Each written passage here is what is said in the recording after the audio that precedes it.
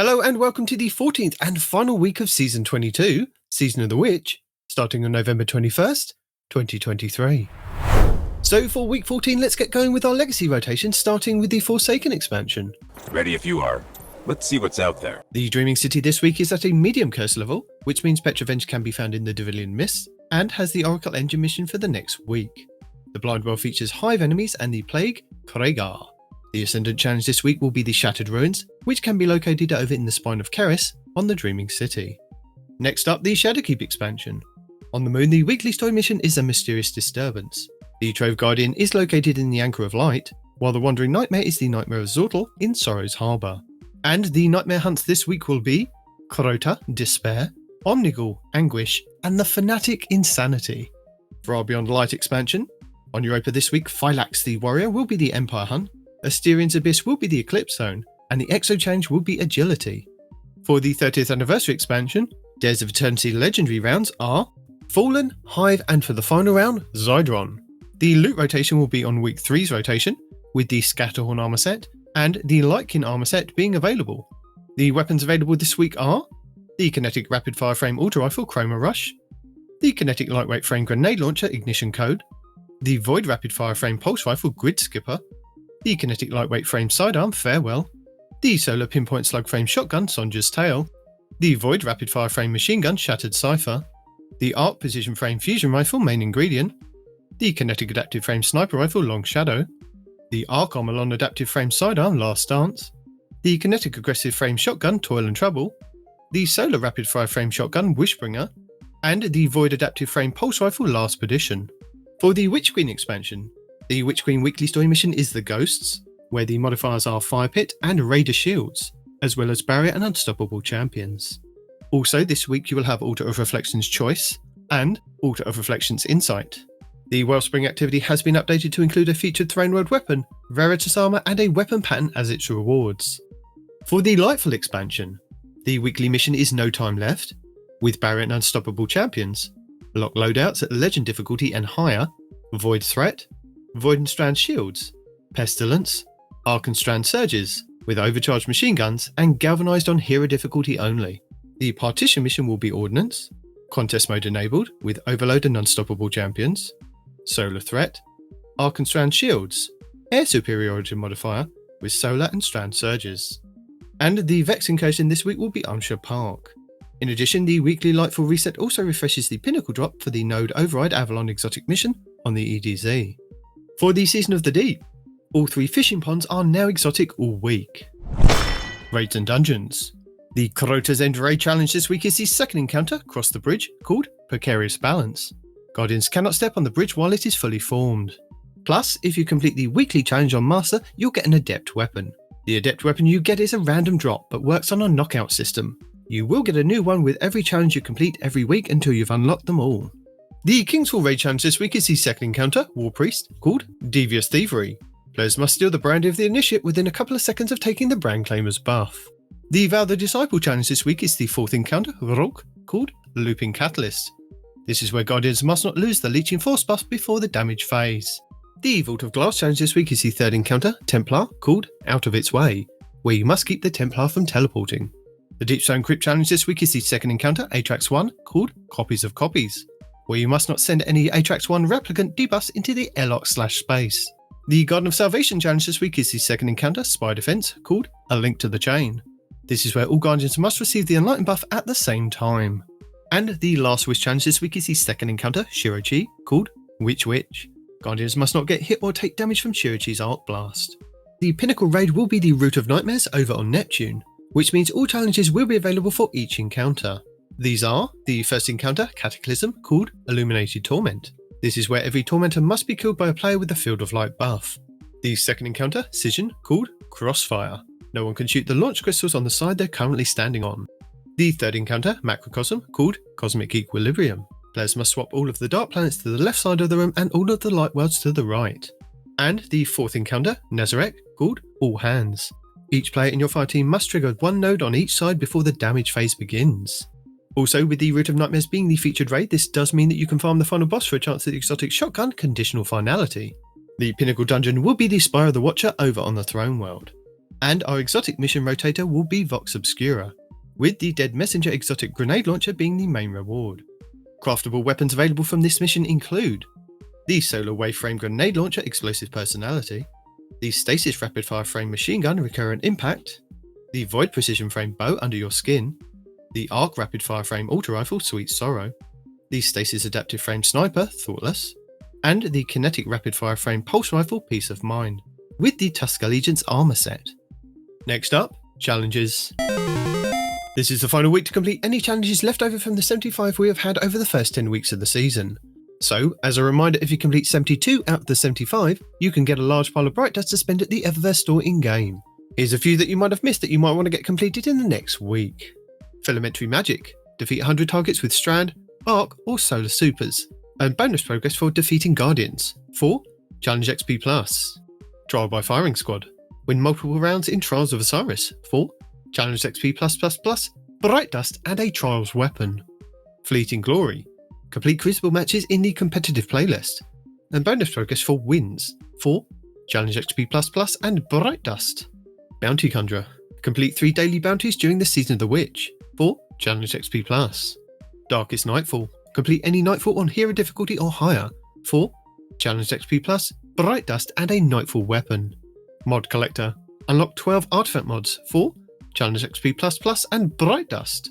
And Lost in Legend. Complete a Lost Sector on Legend or Master. 4.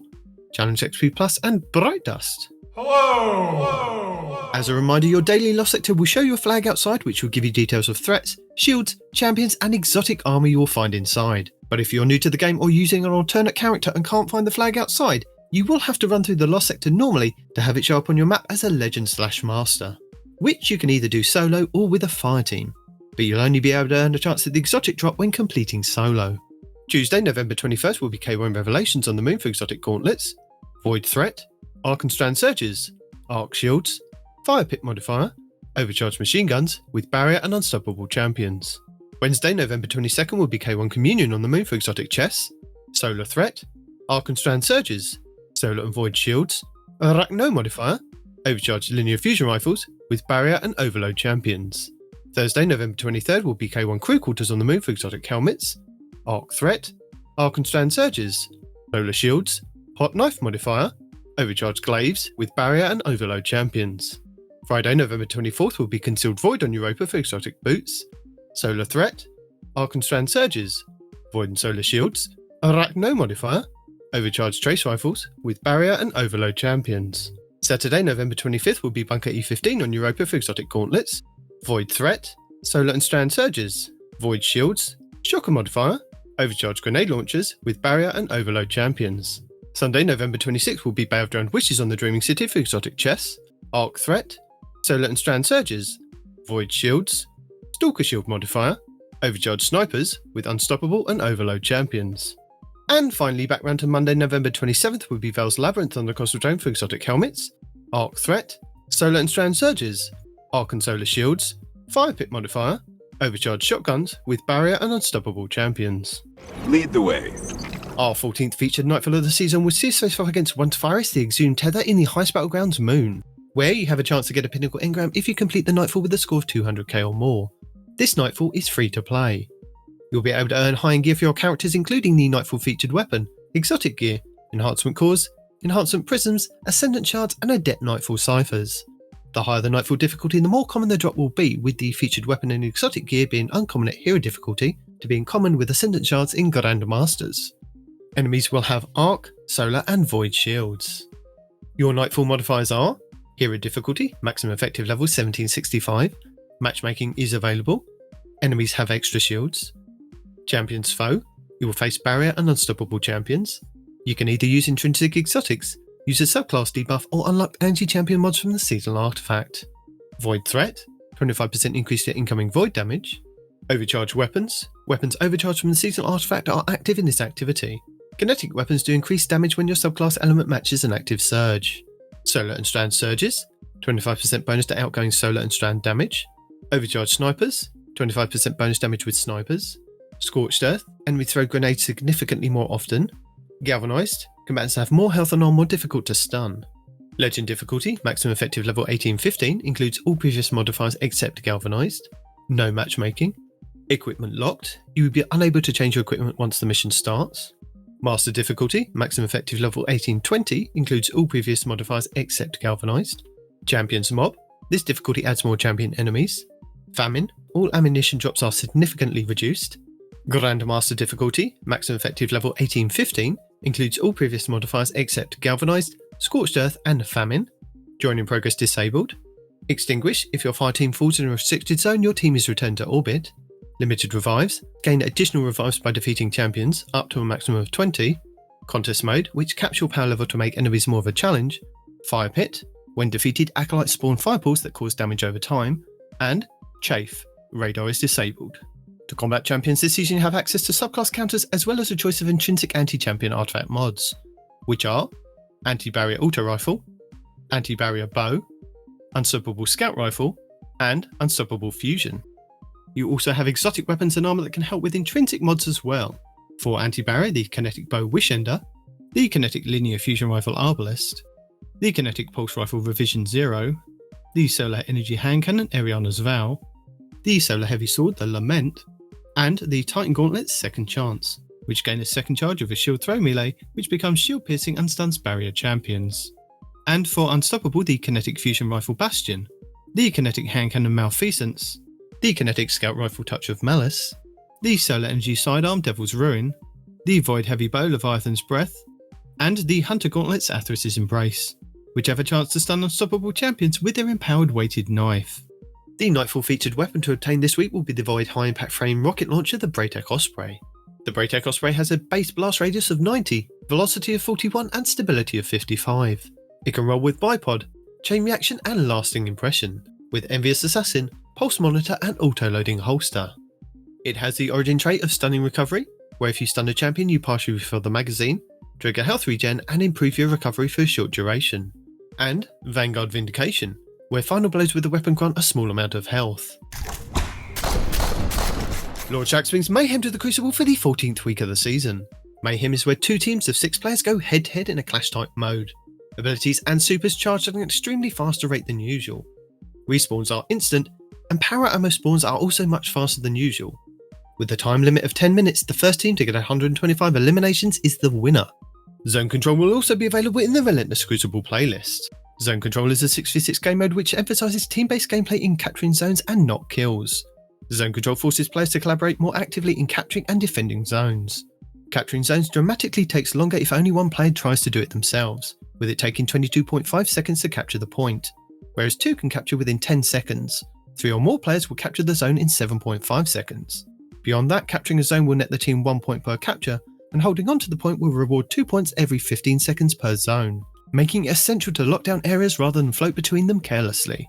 The first team to 125 points wins. And available in the Crucible Labs playlist this week will be Relic. Relic is a 6v6 PvP party mode where all players wreak havoc and destruction on their foes with a Relic weapon.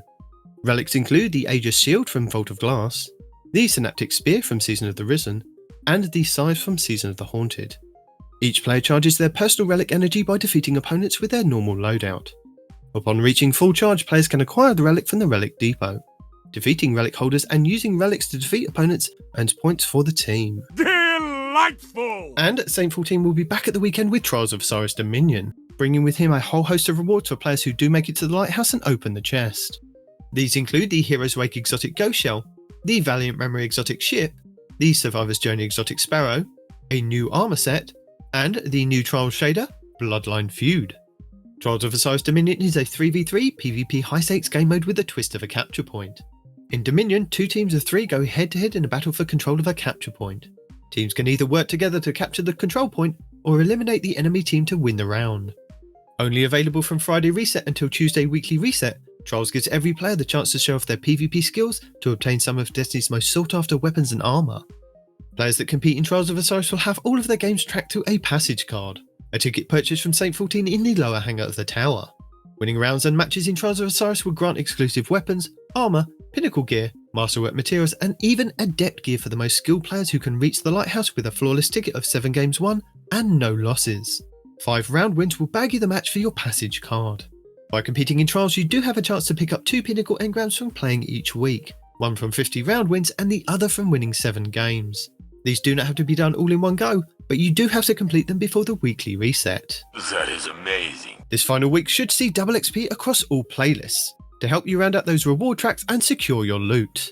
Also, don't forget, with us moving into the final week of the season, this is your reminder to collect all of your Season of the Witch Pass items, any items left over from Season of the Deep Season Pass from Bungie.net, plus your reward track items and engrams from Banshee44, the Gunsmith, Shax, Crucible, Zavala, Vanguard, Drifter, Gambit, and Saint 14 Trials. Grab these before the end of the season as they will reset and you will lose all items when the new season starts. Don't forget, you can also start hoarding those bounties to get a leg up on XP and artifact progression for next season. And that's it for the final week of Season of the Witch. Aye Art Guardians. Guardian down.